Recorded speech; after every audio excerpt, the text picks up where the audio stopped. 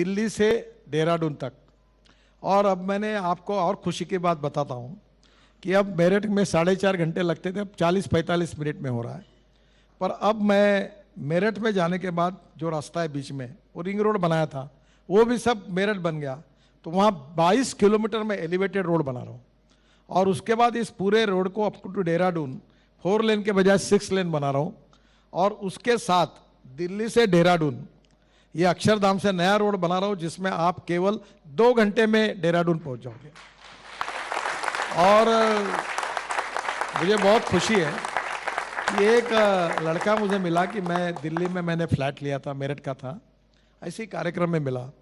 और उसने कहा कि अभी मेरा मेरठ का मैं रहने वाला हूँ, दिल्ली में फ्लैट लिया, यहाँ बच्चों के लिए एडमिशन ली, यही रहता था, पर आपने हाईवे बनाया तो मैंने फ्लैट बेच दिया, मेरठ में मैंने बंगला बनाया, अब मैं वहाँ रहने के लिए जाता हूँ, मेरे बच्चे वहीं पढ़ते हैं, और मैं गार से आता हूँ ऑफिस में, मुझे पता ही नहीं चलता मैं कब निकला और कब आया हूँ। अब मेरठ ये दिल्ली का पार्ट बन गया। तो नेचुरली इससे मेरठ का भी विकास हो रहा है, और दूसरी ओर लोगों को जो एक प्रकार की सेवाएं देनी चाहिए, जो हमारी जिम्मेदारी है, हमने उनके ऊपर कोई एहसान नहीं किया। लोगों के आंखों में आंसू आते हैं। मुझे पता है कि मैं जब दिल्ली मंत्री नहीं था और मेरी माँ का देहांत होने के बाद वो अस्थि विसर्जित करने के लिए मैं गया था टैक्सी लेकर, इतना मुझे ट्रैफिक जाम में फंसा इस रोड से कि उस समय जो कोई मंत्री होगा उसके नाम से मैं काफ़ी नाराज होते हुए वहाँ तक पहुँचा कि ये कैसा एयरपोर्ट है, इतनी तकलीफ होती थी। कौन था मंत्री?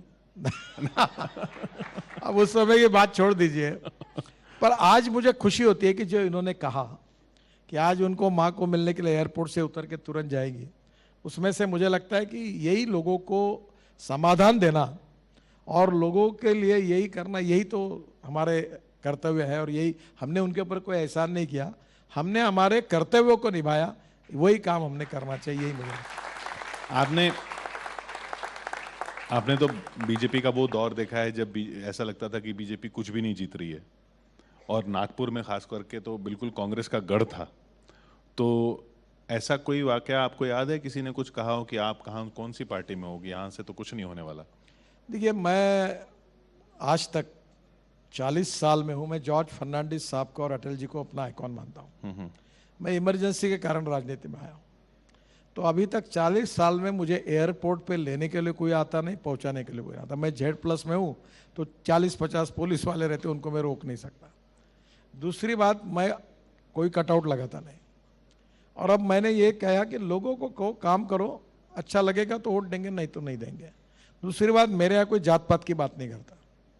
मैं अगर बोला जात पात की, मैं उसको बोलता हूँ मेरे से बात नहीं करना, और कुछ कहता हूँ जो मैं आपको कह नहीं सकता।